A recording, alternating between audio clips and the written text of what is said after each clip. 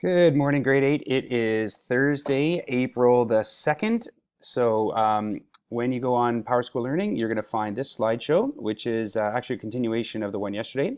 And what you're going to do is, first of all, let me click up here. You're going to continue on this vocabulary sheet. Okay, so you've got this one to do, write sentences for just the ones in the blue boxes.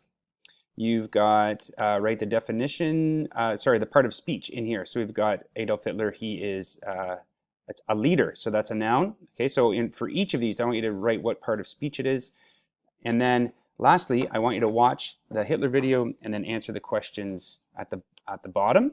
Okay, so that Hitler video is right on here. Okay, so you go to biography.com and you can find that video there. So the idea is that this shouldn't take you too long, maybe 35 to 40 minutes, depending on how far you got yesterday. And when you watch that video, you can also read the rest of these slides. It's just really an introduction to how Hitler came to power, because that's so important for World War II. Tomorrow, don't forget, we have Zooms tomorrow, the last Zoom before the spring break. So we're looking forward to seeing you then. All right, have a great day.